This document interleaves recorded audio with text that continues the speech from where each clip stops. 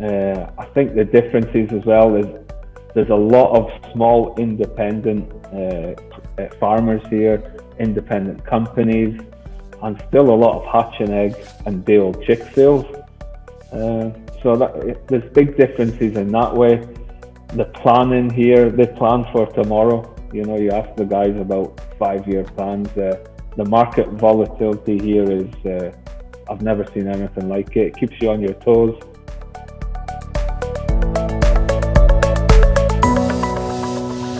Welcome everyone, this is AGcelerate. My name is Nikolai Shitikhin and I have Jim Johnson with me, and today we have guests. We have Mark Scott with us. How are you doing, gents? I'm good, thanks, Good night. Nikolai.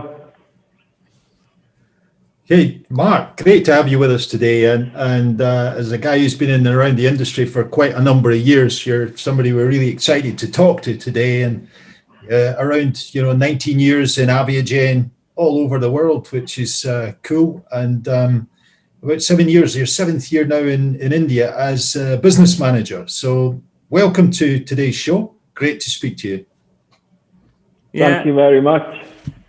It's really good to have you, Mark. And like Jim said, you've been with the industry for quite a long time. So maybe as an introduction, you would tell us a little bit more on how you started with the poultry and why. Well, I actually started out with game birds back in the UK. So I studied in game bird management and started off pheasants, ducks and partridge. And I think after a couple of years in that, I felt a natural progression into the commercial poultry industry. I was brought up in an area which had a lot of poultry farms around.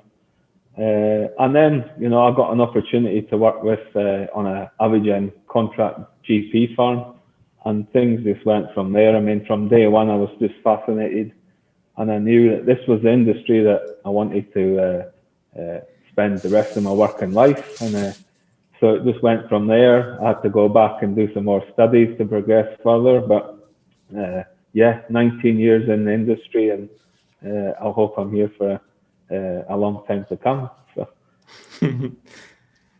Great stuff. So you caught that chicken bug like a lot of us have done, Mark. And tell me, I'm really interested in India. And, it's an exciting market. There's a significant poultry industry already there.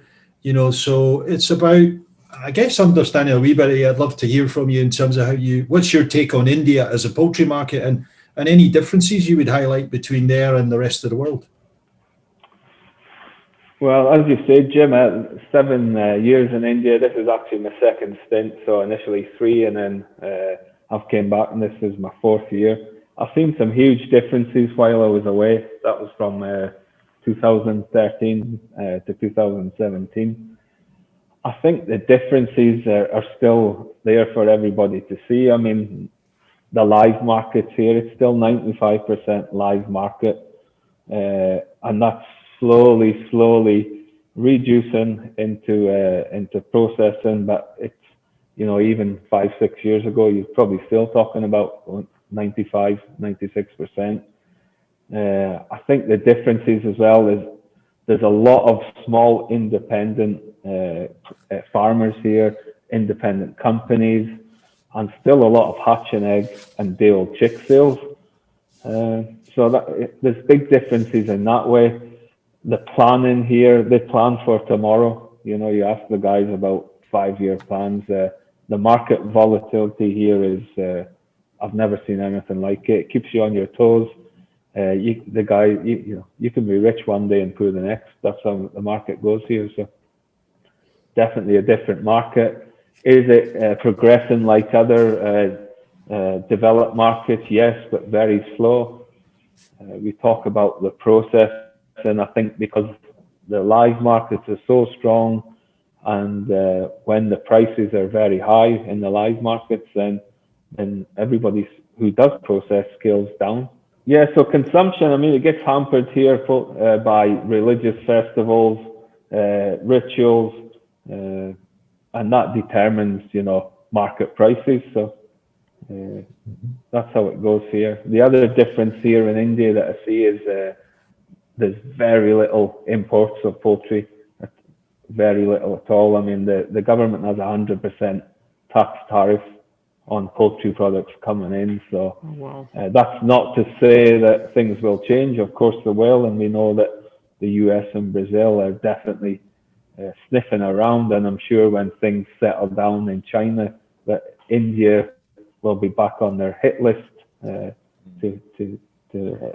import some product into. That's a very interesting market and very, very different from anything else in the world. And India is, as a country, is also very, very different because of the culture, because of the religion, because of the geographics, multiple languages, and all that. I've been to India a couple of times, but it still stays a mystery to me. So, but you've been there for quite a long time. So maybe you can tell us a little bit more about what kind of challenges the industry is having with all this cultural and regional mix and everything else. Yeah, I mean, apart from what you've mentioned, Nikolai, I mean, the cultural differences is a challenge in itself. Uh, I think the industry here is very fragmented. Different parts and different sections do tend to work against each other, and the industry really needs to come together as a whole. And I'm sure things will improve from there, and there'll be less challenges. And as I said before, the volatile markets here is just such a challenge. Sometimes you can't. It's very hard to predict, even though they do base on, as I say, cultural festivals, religious festivals. But still, as we've seen in the past, it's a very volatile market. I think one of the other main challenges we've got here is the environment, and actually how to farm chicken in this environment. And it's, you can be in North India and it can be minus 10 degrees, but through the day it's going to be 20 degrees. So how to manage chicken in that environment. Then you've got, obviously in the summer it's extreme, coastal, it's very humid. So I would say the challenges of managing birds in this environment that's one of the main challenges. A lot of environmentally controlled housing is coming on board now, but again, it takes some investment, and it's slow coming on, but is increasing. And then I would say the disease challenges here in India, that's a huge challenge as well. There's a lot of diseases around, and actually the control and the vaccinations of these diseases as well is challenging. It's very restricted on vaccines. Vaccines available here in India is quite limited, and some of these vaccines are don't actually are smuggled into the country as well, and some actually don't do what they're supposed to be doing. So disease challenges is definitely a big challenge here as well. Well, it sounds like there's a lot going on there, and there's a lot of work to do in that Indian industry. It sounds really quite fun with all these things going on. And obviously, it's not been immune to the pandemic either. So I guess from as in many other countries, that's caused quite a disruption to the poultry industry. How's the impact of the pandemic in India? I think, Jim, if I go back to March 2020, sorry, I'll go back before that. There was an initial scaremongering here over social media, which linked poultry meat, chicken meat to contracting COVID-19. Now that overnight had a huge negative impact on the market here. Prices of chicken just went to rock bottom, which caused huge disruption, and the industry lost billions alone because of this. Farmers were, giving chicken away. There was disposal of a lot of chicken going on. So that was the initial COVID impact. Then we had the lockdowns that followed in March. And for the first week to 10 days, again, what was said at a top level wasn't really got down to the ground level. So feed trucks weren't getting through. trucks carrying chickens. The markets weren't getting through. Some live markets were closed, some were open. There was just so much confusion, and then mainly around logistics. And I think the other major impact was a lot of the industry here relies on migrant workers from different parts of India. Now, what happened? These migrant workers, when an emergency arises, you want to go home.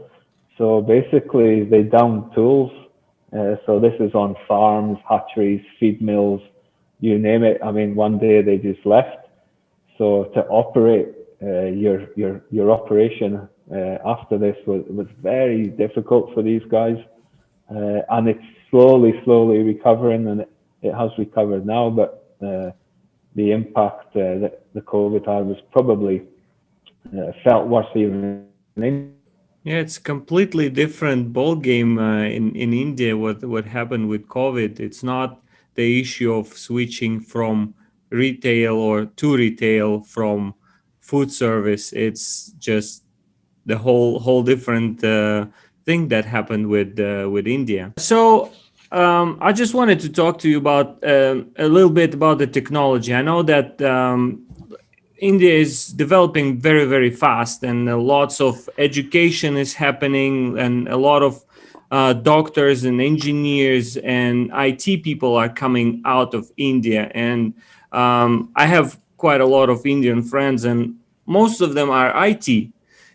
So it looks like technology is developing pretty good. But how does that relate to the chicken industry? Is there any adoption of the technologies? Because like you said, there would be some harsh environments, especially in the North India, where the temperature will be dropping rapidly between day and night. And again, there is a trend of getting bigger companies, so they would need to communicate somehow their results and everything. So this is where technology would help. So are farmers and companies adopting to technology? Well, I think the technologies and the automation here in India has been a bit slow, but I think after initial COVID time last year, I think it's made a lot more of the industry think about it. Quite clearly there's no remote monitoring, so it was very difficult to know what was happening on farms. From the integrators, people couldn't get out to farms, so there's nowhere, and hatcheries and feed mills, so there was no way of seeing what was actually going on.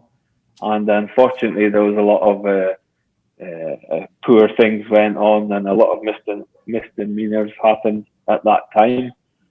So now, definitely, I think a lot more of the industry are looking how to combat this, and especially again with automation.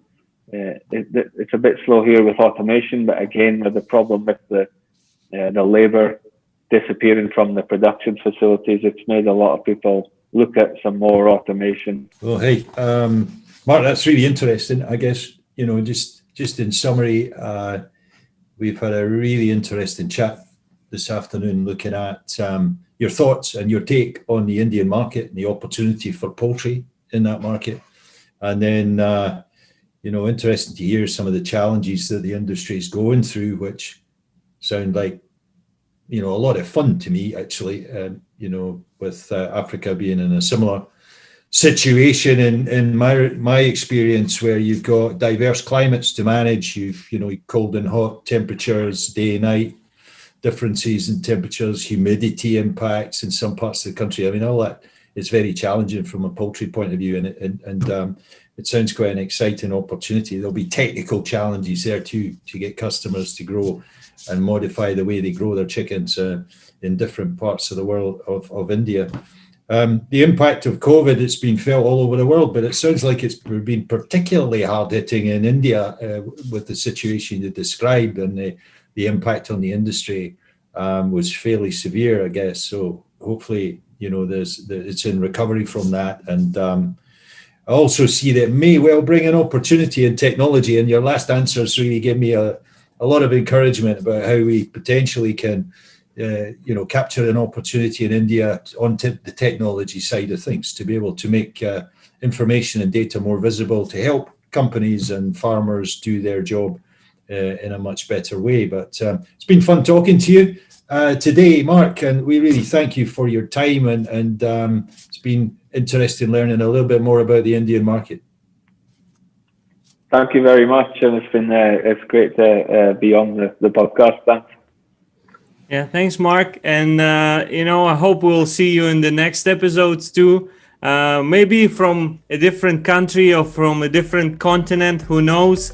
And for those who just joined this podcast, who saw this episode, not to miss new episodes, please follow us on social media. We are on LinkedIn, on Instagram, and on Twitter. And we'll see you in the next episode. Excellent. Thanks, Nick. Thanks, Mark. Bye. Bye. Thank you.